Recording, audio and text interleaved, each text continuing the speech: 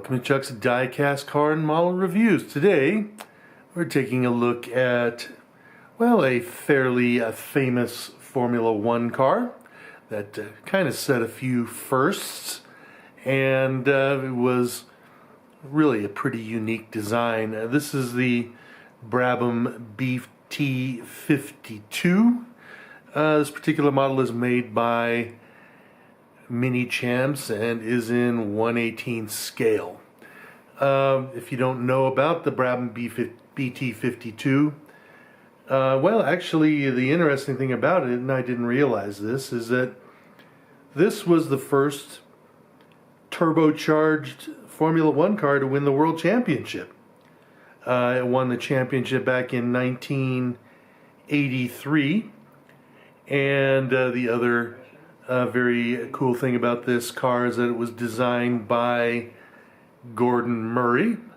And of course, Mr. Murray is the man who designed the McLaren F1 and now currently has his own car company where he makes ultra high-end, very cool cars. But of course, he was a Formula One car designer before he was an actual car designer, and he won a couple of championships in Formula One with both Brabham here and also with McLaren. The design of this car is actually pretty interesting. What happened here is for the 1983 season, Formula One banned ground effects. So having big side pods, at that time was really kind of useless. So what Gordon Murray did was he removed the side pods almost completely and moved the radiators back behind the driver. And the reason why he did that is he wanted to put as much weight on the rear of the car as possible. The car was powered by this 1.5-liter turbocharged engine, which in qualifying trim had about 1,300 horsepower, and in race trim had about 850 horsepower. He wanted to have as much weight on the rear tires as possible in order to provide more traction to the rear drive tires. And in fact, this car has about 70% of its weight on the rear tires, which is very interesting, when you consider the fact that, everybody talks about the ideal sports car having 50-50 weight balance. This car has, well, 30-70 weight balance. So this car did win the championship as driven by Nelson Piquet in 1993.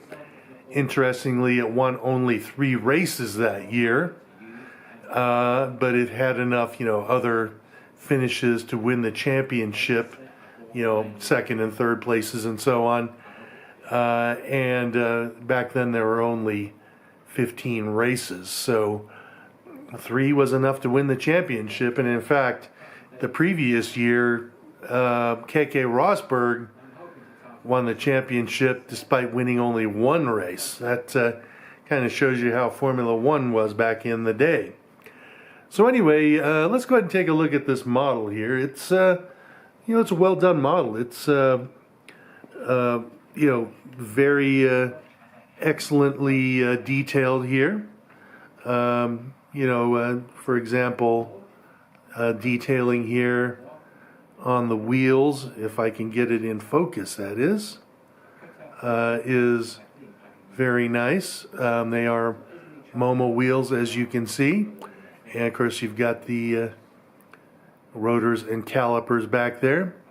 The Michelin branding looks good on the tires, and the graphics on the side look very good. I love this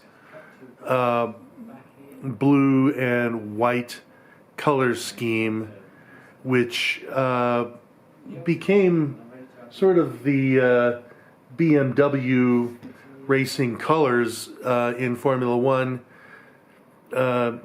Back in the early 90s, or early 2000s, excuse me, when they were partnered with Williams, back in the Juan Pablo Montoya days.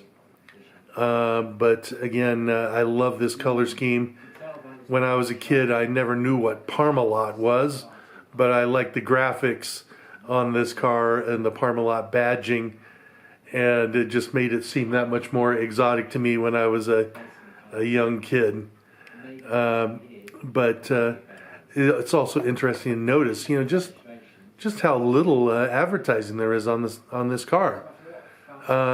Teams could afford to have less advertising back in the day, because really the cost of Formula One racing was much less back then than it is now. Teams were,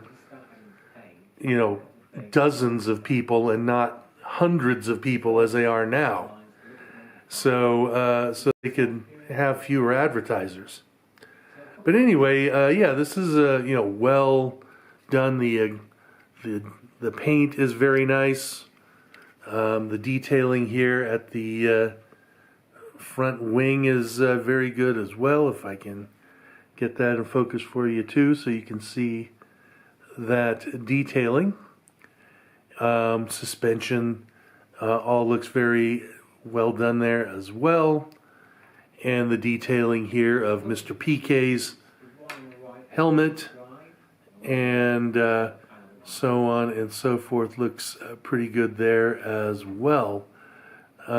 His fire suit looks good, and the dash there looks very nice too. So they did a good job there detailing the interior there as well. So definitely a quality job here.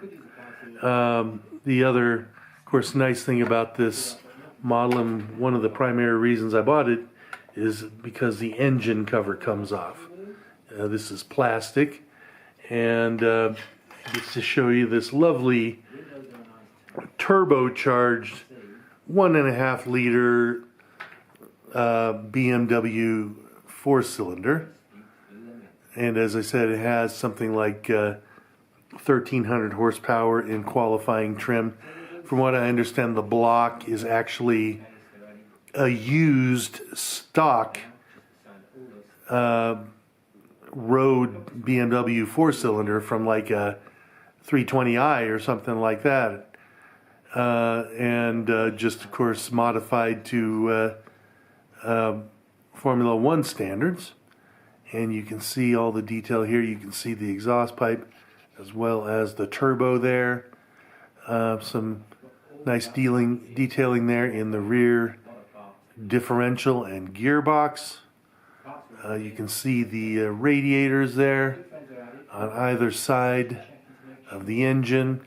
Carbon fiber detailing on the fuel tank area there as well.